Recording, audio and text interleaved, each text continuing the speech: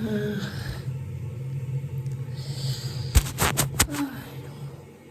Deus, olha a minha cara de derrota. Ai, se fosse só a cara.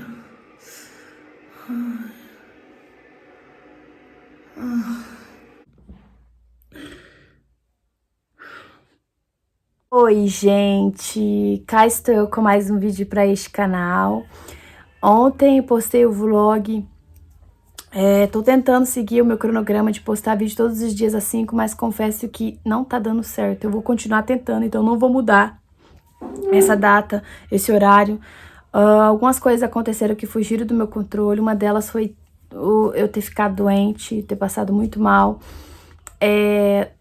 Eu fui, como vocês sabem, viajei para Tarabai, para Pirapozinho e Presidente Prudente. Foi uma viagem rápida e muito boa. Nossa, foi assim maravilhoso. Dias abençoados. E quando foi o último dia de voltar para casa, eu acordei mal, já comecei a passar a mão na madrugada, vomitei, comecei a sentir muita dor abdominal.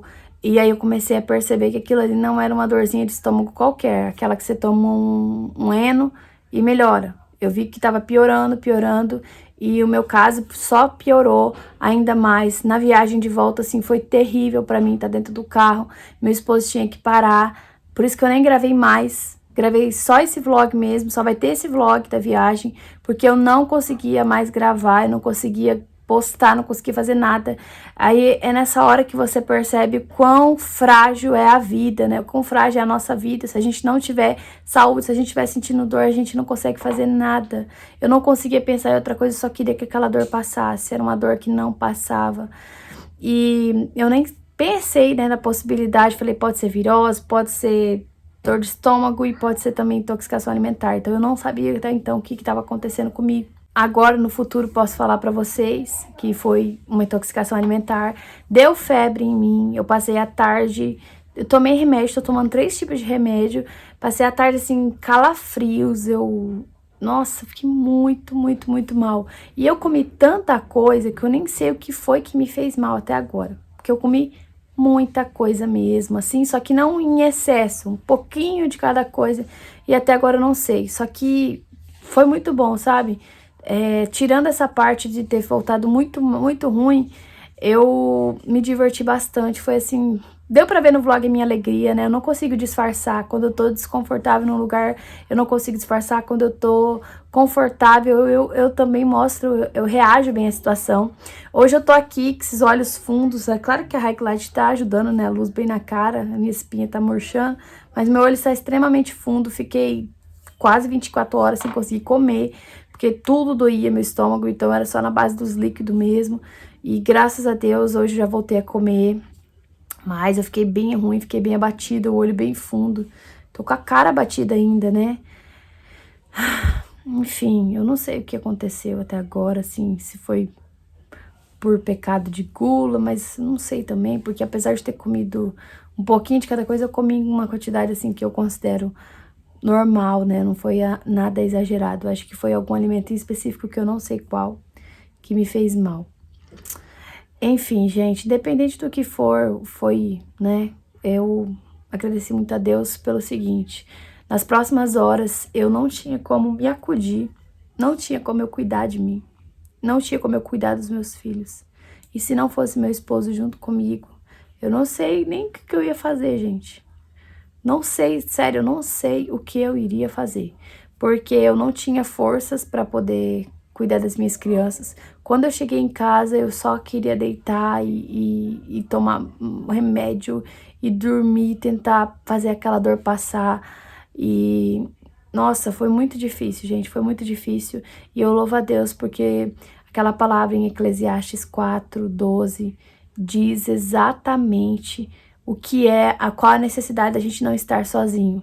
Gente, Deus não fez ninguém para ficar sozinho. Eu não tô falando só no aspecto de casamento, né?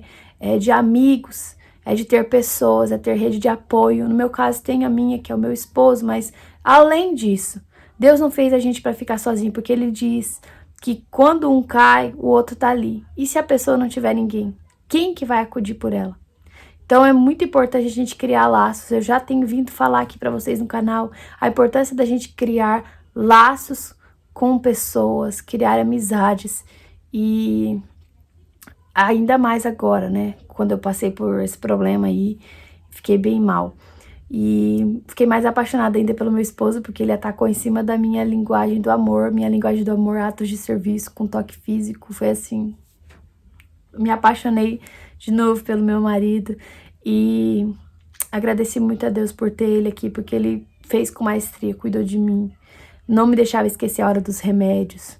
Me acordava para tomar remédio, cuidou de tudo, cuidou das crianças, deu comida pro Itanzinho, enfim, ele cuidou de tudo para que hoje eu estivesse aqui, né, agradecendo a Deus pela vida dele. Hoje nós tivemos discipulado com o nosso pastor e a gente está fazendo esse discipulado já há uns dias para tratar tanto nossa questão espiritual de vida, né, quanto também nosso casamento. E hoje uma palavra que o pastor trouxe pra gente, a gente já vem 3 semanas já aprendendo muito, né? No primeiro dia ele tratou muito o nosso comportamento, no segundo dia ele tratou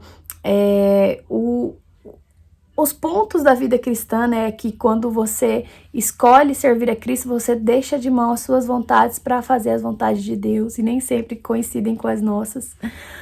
E às vezes coincide, mas nem sempre coincide. E hoje ele falou uma coisa muito, muito interessante. E batendo em cima de uma pauta que eu já venho falando pra vocês, que o amor é escolha, né? Deus não criaria um casamento, uma sociedade tão grandiosa pra colocar, pra juntar num pinguinho, assim, num fiozinho chamado sentimento.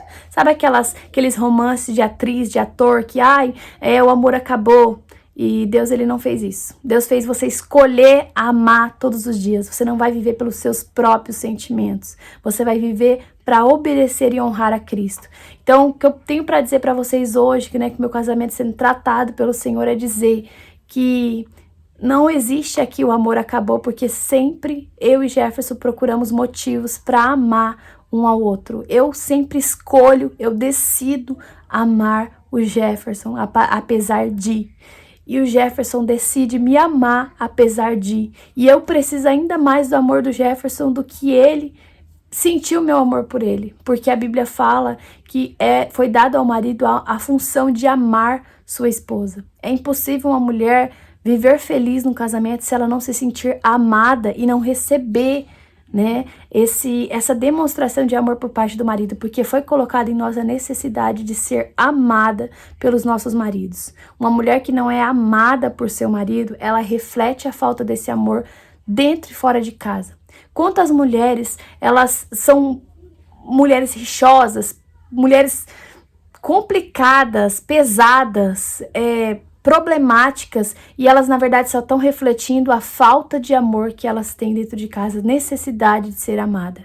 Por isso, nosso pastor pediu para que o Jefferson orasse a partir de hoje, para que ele fosse o marido que eu preciso. E nesse processo, ele precisa orar para me amar. Senhor, eu quero amar a Elaine mais do que qualquer outra pessoa, né, nessa terra, só não acima do Senhor. Então Elaine tem que ser a pessoa mais importante da minha vida. Essa é a oração que o Jefferson precisa fazer, essa é a oração que o seu esposo precisa fazer para você. E para nós foi dada a função de ser auxiliadora, ajudadora e parceira.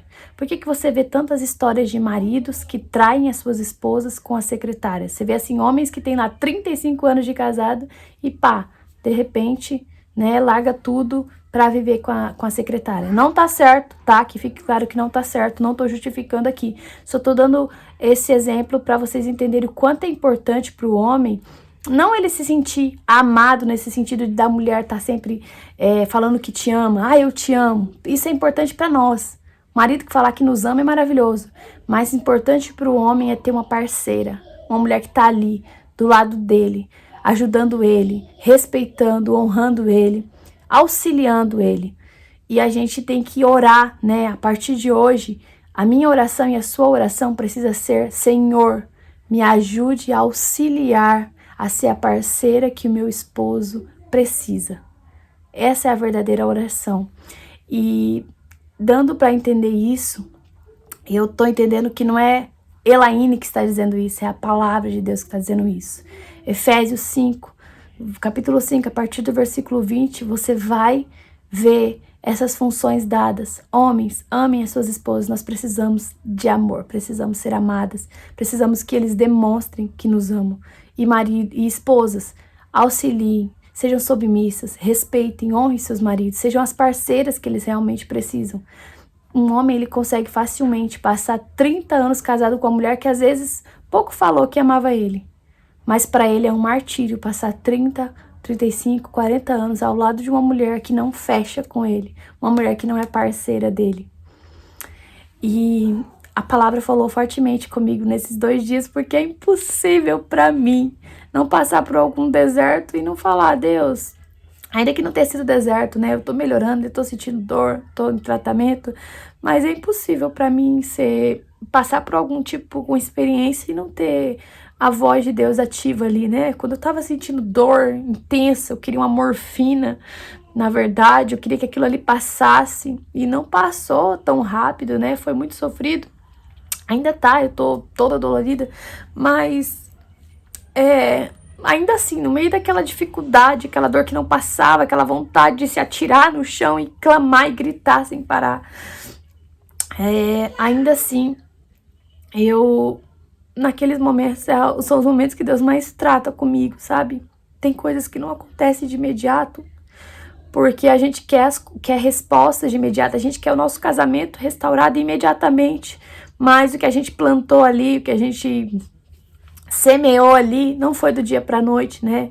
Não foi uma refeição, talvez, ou uma coisinha, foi um conjunto de coisas que talvez eu tenha feito, que culminou nessa intoxicação, mas de qualquer forma, Deus, ele é misericordioso e ele continua soberano. Então, se você tem errado no seu casamento ou errado na sua vida com Deus, ele sempre tá dando novas oportunidades. Enquanto a vida, ele tá dando novas oportunidades. E daí que você tem 20 anos de casado e fez errado 20 anos?